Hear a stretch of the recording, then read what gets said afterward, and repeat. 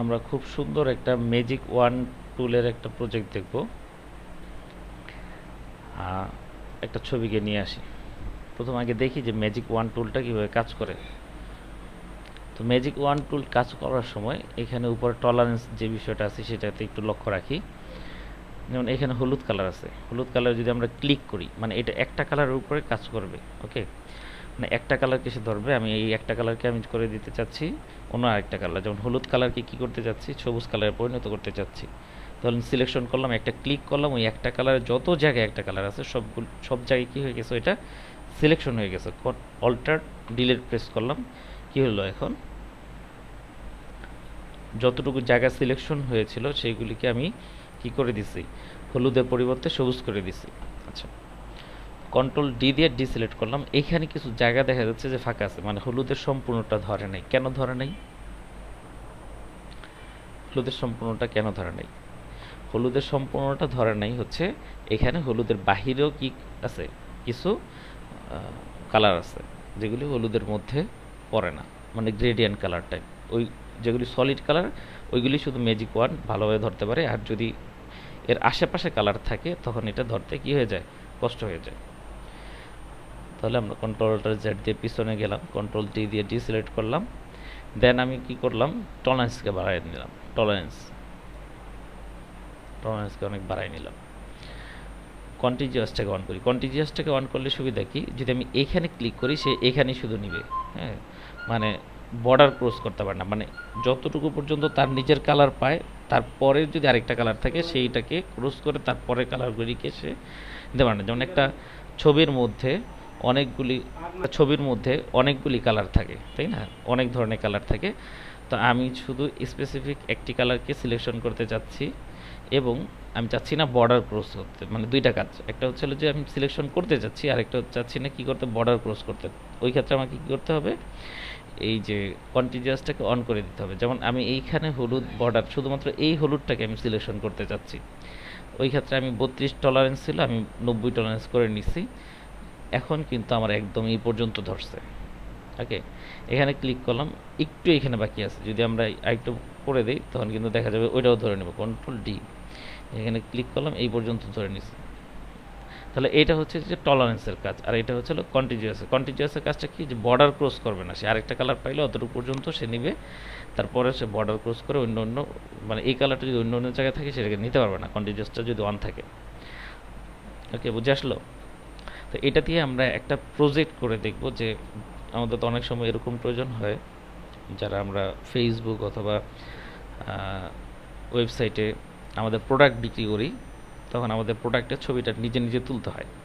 হ্যাঁ, তো এই ম্যাজিক ওয়ান টুল এরকম একটা টুল, যদি আমরা কোনো এক কালারের উপরে প্রোডাক্টটা তুলি, যেমন প্রোডাক্টের কালার যদি সাদা হয় তখন আমরা কি করব, অন্য আরেকটা কালারের উপরে ছবি, মানে ব্যাকগ্রাউন্ডটা দিয়ে ছবিটা তুলব। এরকম যদি অন্য কালার হয় তাহলে সাদা ব্যাকগ্রাউন্ডের উপর আমরা তুলতে পারি, অথবা সবুজ ব্যাকগ্রাউন্ডের উপরে তুলতে পারি ছবিটা, প্রোডাক্টের ছবি। তো প্রোডাক্টের ছবি যদি আমরা তুলি, তো ওই ক্ষেত্রে আমরা কী করতে পারবো, এটাকে ব্যবহার করে, ম্যাজিক ওয়ান ব্যবহার করে আমরা এক নিমিষে ব্যাকগ্রাউন্ডটাকে রিমুভ করতে পারবো। কীভাবে? যেমন এটা হচ্ছে যে আমার প্রোডাক্টের ছবি লাইক দিস, এভাবে তোলা আছে, আমি চাচ্ছি এটাকে সাদা ব্যাকগ্রাউন্ডটাকে রিমুভ করে দিতে। কীভাবে রিমুভ করব, যে ম্যাজিক ওয়ান টুলটাকে ধরে, আচ্ছা আমার টলারেন্সটাকে ঠিক করে নিই। টলারেন্স সময় কত থাকবে, 32 থাকবে।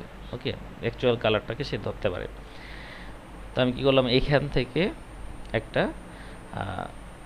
সিলেকশন করলাম। এখন যেই সিলেকশনটা হয়েছে এই সিলেকশনের মধ্যে আমি দেখতে যাচ্ছি এন্টিয়ালাসটা সবসময় অন থাকতে হবে এবং কন্টিজিয়াস দেখতেছি অন নাই। তাহলে আমাকে কী করতে হবে, কন্টিজিয়াসটাকে অন করে সিলেকশনটা করতে হবে। কন্টিজিয়াসটা যদি অফ থাকে তখন কী হবে, বর্ডার ক্রস হয়ে, এই যে কন্টিজিয়াসটা অন থাকাকালীন বর্ডার ক্রস হয়ে, কন্টিজিয়াসটা যদি অন না থাকে তখন দেখা যাচ্ছে বর্ডার ক্রস হয়ে এখানে ভিতরে কালারটাকে নিয়ে নিচ্ছে। হ্যাঁ, তাহলে আমার কি করা যাবে না, বর্ডার ক্রস করে যদি ভিতরে কালারটাকে সে রিমুভ করে ফেলে সাদা কালারটাকে, তাহলে তো আমার অবজেক্টের কালারই চলে যাবে।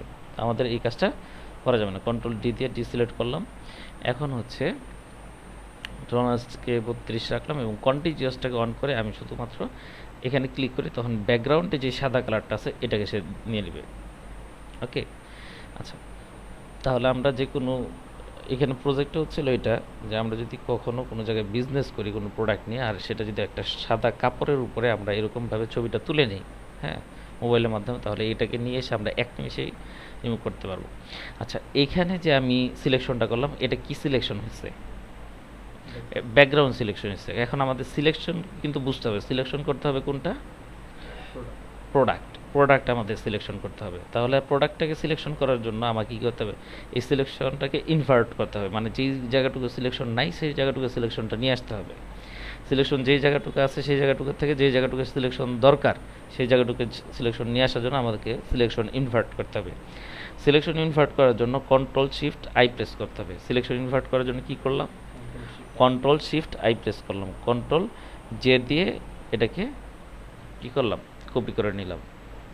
ওকে, কন্ট্রোল জে দিয়ে এটাকে, মানে ওই যে সিলেকশনকৃত যেই অংশটুকু ছিল, এই যে এতটুকু অংশ তো আমার সিলেকশন ছিল গত, ওইটাকে আমি কন্ট্রোল জে দেওয়ার কারণে এটাকে কী হয়ে গেল? ব্যাকগ্রাউন্ড থেকে আলাদা হয়ে এটা কপি হয়ে গেল, মানে অতটুকু জায়গা আমার কপি হয়েছে। মূলত হচ্ছে সিলেকশন জায়গাটুকু কপি হয়েছে।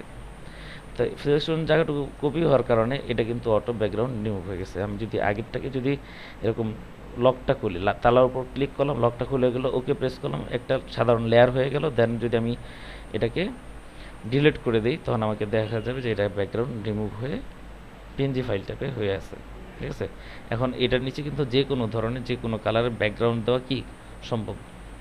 যেমন আমি এখান থেকে সলিড কালার যদি দিয়ে দিই, যে সলিড কালার দিয়ে দিলাম, কোন কালারটাকে মানবে এটা কিন্তু আমি বুঝতে পারবো। এই যে এখান থেকে এটাকে নিচে দিয়ে দিলাম, যে কোনো কালার আমি এখান থেকে দিতে পারবো, হ্যাঁ, যে কোনো কালার। ওকে, যে কোনো কালার, ওকে প্রেস করলাম, এই কালারটা হয়ে গেল। এখন আমি মানে যে কোনো কালারটা দিতে পারবো। তা এটা হচ্ছে হলো একটা সিম্পল একটা প্রজেক্ট। যদি কেউ এই 2 নম্বর ক্লাসটা শেষ করেও যদি এরকম মানে বিজনেসের কাজগুলি করতে চায়, যে ব্যাকগ্রাউন্ড কীভাবে সহজে রিমুভ করা যায়, তাহলে এইভাবে করতে পারে।